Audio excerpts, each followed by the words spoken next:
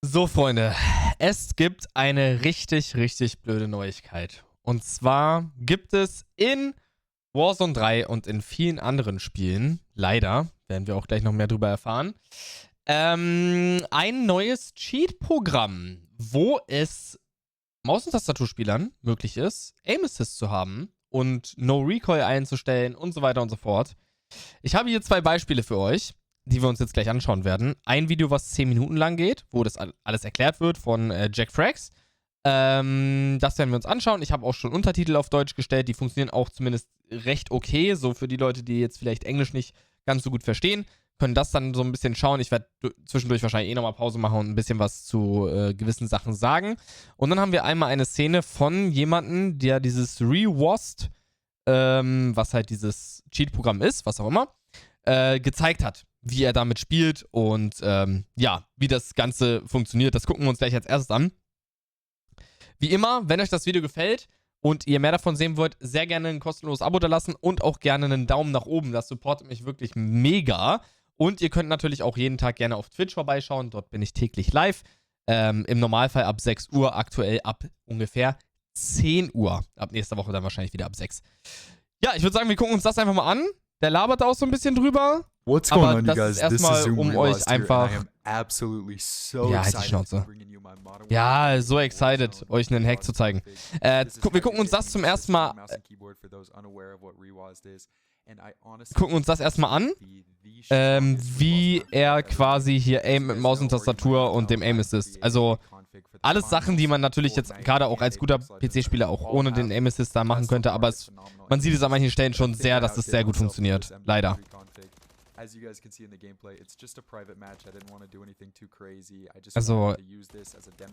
er trifft da halt einfach wirklich alles.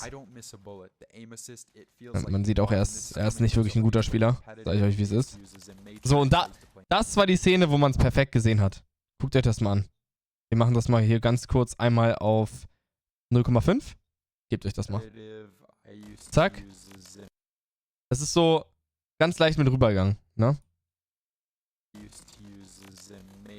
Und dann direkt auf den rüber.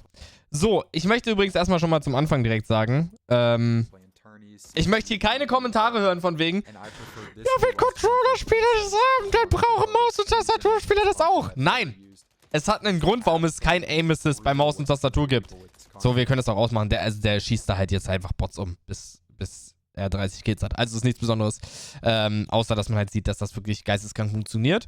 Also, wie gesagt, der Unterschied zwischen Maus und Tastatur und Controller ist nun mal einfach so, dass wenn ich einen Controller in der Hand habe, dass ich diesen Daumen hier habe, um zu aimen.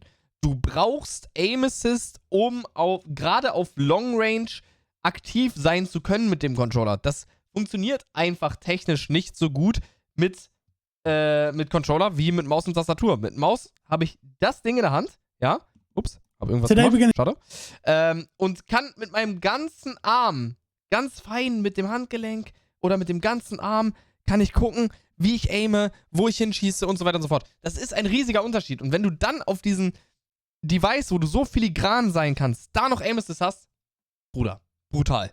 Today we're going to take a look at something that I've seen recently that really shocked me and I found absolutely hilarious, but I do think it's going to be a big problem in online FPS games because it's starting to blow up and I want to shed some light on it because the developers and players should know that this kind of stuff is going on. So let's take a look. I don't think it's classed as cheating at the moment, but in the future, if it can be detected, and that's a big if, then maybe it will. So what is it then? Well, so, er sagt jetzt erstmal, ihr habt es auch unten gelesen, wenn ihr jetzt Englisch nicht so gut versteht.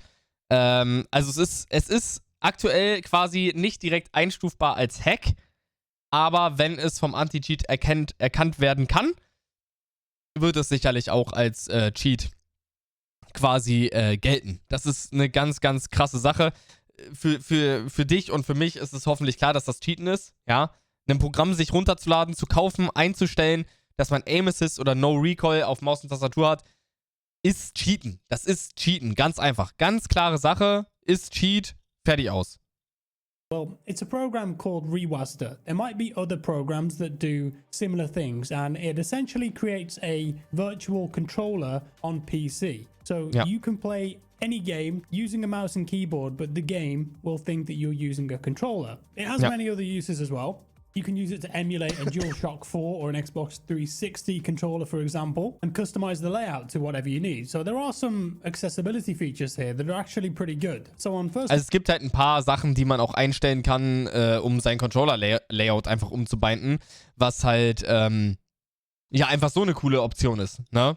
Dass man halt quasi sagt, ey, ich spiele zwar mit einem Xbox One-Controller, möchte aber Xbox 360-Layout haben oder weiß was ich nicht was. Sowas kann man halt machen.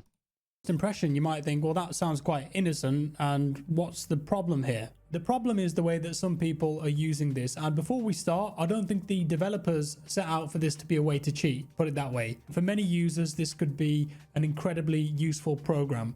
So how are bad actors abusing this? Well, first thing, let's say that I'm playing a competitive FPS game that has crossplay or cross input. For example, you can play with controller and mouse and keyboard. So Call of Duty, Warzone or Modern Warfare 3. I would go ahead and install ReWASD, set up my config, load the game, and then queue up for a match.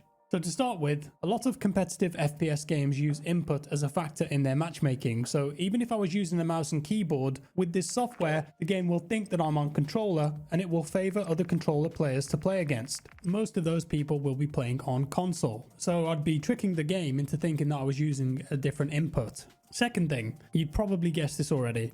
I'd now have mouse and keyboard, which enables me to do super quick, accurate turns, flicks on people, etc., and aim assist. And if you're somebody who plays a lot of Call of Duty, which has both aim assist slowdown plus rotational aim assist, where the game literally tracks targets for you when you're moving, which is already a big advantage in close to medium range gunfights, then you'll know how insanely overpowered this is going to be. It's the best of both worlds. Using a mouse. Ja. Also, ihr habt quasi erstmal das System, dass ihr das Matchmaking austrickst. Ihr werdet quasi als Controllerspieler mehr in Lobbys geschmissen, wo auch Controllerspieler drin sind, was er gerade gesagt hat. Und die werden halt in den meisten Fällen auf Konsole spielen. Die meisten Controllerspieler spielen auf Konsole. Und ihr spielt dann gegen die mit Maus und Tastatur und dem zusätzlichen Aim Assist. Also wirklich auch schon mal ein kranker Vorteil. Und, dass ihr, wie er gesagt hat, das Beste aus beiden Welten habt. Ihr seid verdammt präzise, ihr könnt krass flicken und ihr habt auch auf Short Range noch den Aim Assist. Absolut geisteskrank und das ist Cheaten, aber komplett. So you can do super fast, accurate flicks and movements. You've got aim assist with slowdown plus rotational aim assist. You might have 240 FPS on a 240 Hertz monitor. Das ist so krank. Graphics, so you've got really good visibility. Add that all up and you've put yourself in a pretty advantageous position over most people who are playing the game against you. But it gets worse than this because you can use ReWASD to implement configs that essentially give you no recoil on specific guns. And we've seen stuff like this in the past in previous games, like Warzone, especially when that exploded in 2020, people using Chronuses and strike packs where they would run scripts on the controller so they had no recoil. You can also do that kind of thing on ReWASD. Now, I just want to say, I've not tried this program myself. I don't want to download it on my PC in case in the future it's retroactively flagged as a cheat, because I think that could actually happen down the line. Also, you have to... Das wird zu 100% passieren, dass das als Cheat irgendwann erkannt wird. Klar, safe call. Also das ist ja absolutes Reingecheate, ja. Man kann No Recoil und sowas anmachen, also da brauchen wir gar nicht drüber reden. Komplett gestört. Spend like £6 on it or $10 and I just don't really want to do that. So I can't einfach auch nur personally $10. attest to how it feels. However, there's a guy on YouTube that I found called It's Just Sneaky who demonstrated this in a video recently, and he's calling out people using this. It's a good video. I'll link it down below if you want to see this program in action. And he showcases this in a game called The Finals. Now, aim assist in this game has already caught a lot of flack because apparently it's just insanely strong, even stronger than Modern Warfare 3 and Warzone. Guck mal, also and some people, it's just... Erstens, was er sagt, Modern Warfare 3 und Warzone, der Aim Assist ist ja wesentlich schwächer als MW2. Aber guckt euch das mal an, also das ist kranker Aim Assist. Guckt euch das mal an. Er ist irgendwo hier und trackt schon darauf. Und wie lange? Now, aim assist in this game has already Bis dahin. caught a lot of flack because apparently it's Und er macht nichts. insanely strong, even stronger than Modern Warfare 3 and Warzone. Und wenn du das dann auf Maus und Tastatur hast in dem Game, for it to be nerfed in that game. But he showed a clip where he was using the F-car and he's on mouse and keyboard. You can see the icons change in the bottom right to signify that. He fires at the wall with the F-car and you can see there's a significant amount of recoil there. And then he activates the ReWASD config for that gun. The icons in the bottom right switch to controller. And as you can see, he says he's not controlling the recoil here. The config in the ReWASD program is making sure that all of the bullets are going in roughly the same place. Wow. And then he shows using this all together on the test dummies. And it's pretty crazy. You can move up and down, jump around, no recoil, gluing onto your opponents and being automatically rotated with the aim assist. And remember, because the game thinks that you're on controller with strong input-based matchmaking, you're more than likely going to be paired up against other controller players. Most of them on console, they're not going to be using this. And in my opinion, in a PvP game, this kind of thing is definitely cheating. It crosses that line for me. I imagine there are people using this in Apex too, where aim assist is also insanely strong. But playing on mouse, you get the benefits of both. And I wonder how long people have been doing this for. If you search on YouTube, you can find videos of this being used on Modern Warfare 2. Maybe there's been other programs in the past that have done this too, and they just weren't that widespread. I guess the original form of this would have been using a Zim on console, plugging your mouse and keyboard into it, and then essentially you've got the same thing. But in the past, you'd have been limited to 60 FPS, and you wouldn't have the level of customization that you have on PC. But I know that companies like Activision and EA have been working with the console manufacturers, Xbox and PlayStation, to detect these devices and ban them. And I've seen lots of evidence with Warzone in particular, where people have used these devices and they're asked to unplug them before they can keep playing. If they don't, they'll get banned. But with Also ist auf jeden Fall halt sehr, sehr, sehr, sehr krass, dass das halt in MW2 auf jeden Fall schon gespielt wurde. Da gab es ja schon Videos zu, wie er gesagt hat. Und dass es vielleicht vorher andere Programme waren, die vielleicht auch nicht so weit verbreitet waren in der Community. Weil das ist jetzt quasi, das Video von ihm ist auch erst 3 Tage alt und das ist bis jetzt das größte Video dazu. Und das schlägt jetzt gerade erst so Wellen. Ich habe das heute erfahren durch den Chat auf Twitch, der mir das, wo mir das jemand erzählt hat oder mehrere Leute erzählt haben.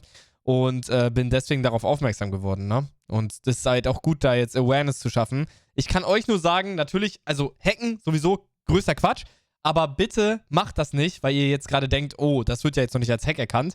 Du kannst jederzeit für so einen Scheiß gebannt werden, ja? Und Spam-Reporting und dann Shadowban und dann irgendwie das überprüft wird, kannst halt auch gut für gebannt werden. Also macht es bitte auf gar keinen Fall. Auf gar keinen Fall. Raptor and other programs like it, I think it's a little bit different because it's emulation essentially, creating a virtual controller. And I do think it has legit reasons to exist, which we'll go into in a second. So can it be detected? Well, I think elements of it can be detected. For example, when you load this program, you'll be running an EXE. So the COD anti-cheat, the Apex anti-cheat, Finals anti-cheat, whatever, could be updated and blacklist that program. So if you're running it when you're playing the game, it might say to you, you need to turn that off before we can put you in a match. Because it has to be running while your game is running to do the emulation, right? So that's detectable. Of course, the program could be updated to avoid that. The no recoil thing that we looked at, I think that's also detectable, and the Ricochet anti-cheat team for COD have talked about this in the past, where they were going on about devices that have no recoil scripts, and they've got a way to see if people are using those, looking at the statistics, number of shots fired, number of shots hit, etc., recoil patterns. So I think that's detectable as well. So I don't think that this is the end of the world or anything like that, but I want to shed more light on it. I don't mean any shade to the developers of ReWASD. They probably set out to build this with all good intentions, like emulation's cool, controller emulation's cool. As I mentioned, there's a ton of legitimate, interesting and fun reasons to use this program on your PC. If there's a certain PC game that you want to use a specific controller on, it doesn't work, well, you could use this. If you've got an older controller and you want your PC to think that it's a DualShock 4, you could use this. But because of how... Ja, genau. Also für die Situation halt, um den Controller-Device irgendwie zu ändern oder sowas, ist es natürlich eine coole Sache. Und er denkt halt, dass die jetzt nicht irgendwie das rausgebracht haben, damit Leute online damit cheaten oder so. Ich meine, das ist ja auch nochmal was anderes. Du kannst es ja auch kaufen und irgendwie im Singleplayer damit rumspielen und irgendwie No Recoil machen oder so. Dann juckt's ja nicht. Aber klar, wenn du sowas rausbringst, musst du halt davon ausgehen, dass das halt Leute online nutzen. Insane das ist halt aim assist has got in PvP games with cross-play and cross-input matchmaking. People will use this to gain an advantage. And some might just use it in public matches. Others might use it in tournaments where there's money on the line. That's going to lead to some pretty sticky situations. When you've done watching this video, just go search on YouTube ReWASD config for Call of Duty or ReWASD config for the finals, and it is everywhere. So many people have made videos on, hey, here's the best config for ReWASD on COD. Feels like a real mouse. Das habe ich vorhin auch schon geschaut. And some people ask in the comments, is this cheating? Can I get banned for it? And there are replies going, no, it's perfectly fine. Or I saw another one which was I've used it for months and not been banned yet. Ultimately, this stuff is out there, and I feel that I have a duty to talk about this and showcase it so it gets nipped in the bud by the developers, because I think this is pretty crazy. And at the moment, technically, I don't think it would be detected as a cheat. As I mentioned, maybe in the future it will. That's why I'm not installing it on my PC. I don't want to catch a ban. And just to be clear, I don't want people to think that this is a video complaining about aim assist. It isn't. If mouse and keyboard players complain about aim assist, I don't think it's going to change. It is what it is, and it's up to the developers of these games to decide what they deem appropriate for that. But it does bring up an interesting point that some mouse and keyboard players that are hyper competitive are willing to install a virtual controller like this so they can give themselves aim assist on mouse, because maybe they feel like that's the only way that they can compete with controller players. I'm sure that some people who have Also wenn es ein Controllerspieler auf der Welt gibt, der sowas denkt, dann habe ich nochmal weiter die, ja, alles verloren einfach im Kopf. Wirklich.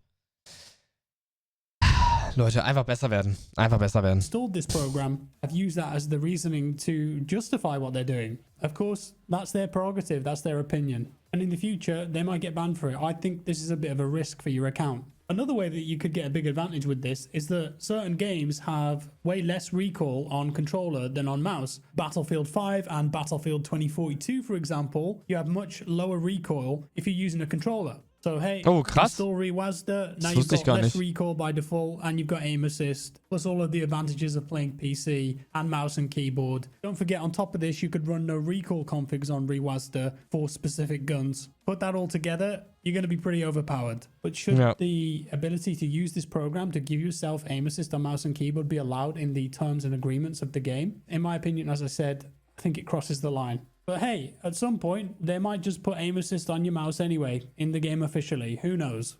Not that I would want that, but never say never. There it is. Let me know your thoughts down in the comments below. Hopefully a few developers get wind of this and see what's happening. And then it's up to them, I suppose, to figure out if they think this is cheating or not. Because it's not just one game that's affected by this. I mean, we've talked about Apex, the finals, COD. It would affect other games too, especially those games that have strong aim assist and rotational aim assist, that kind of stuff. There it is. That's all for today, folks. Ja, also, Chat. Digga, es hört nicht auf. Es hört nicht auf. Jeden Tag nehme ich auf für euch auf Stream. Und ich sage immer noch, Chat, ich kann es nicht mehr.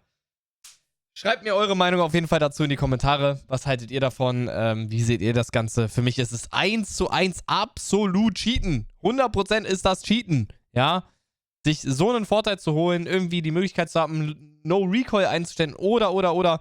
Absolutes Cheat-Programm. Ja, so sehe ich das. Wenn euch das Video gefallen hat, lasst auf jeden Fall einen Daumen nach oben da und auch gerne ein kostenloses Abo, um nichts mehr zu verpassen. Schaut auch, wie gesagt, gerne in den täglichen Streams vorbei. Würde mich sehr freuen und ich würde sagen, wir sehen uns im nächsten Video. Haut rein, bis zum nächsten Mal, Leute. Ciao.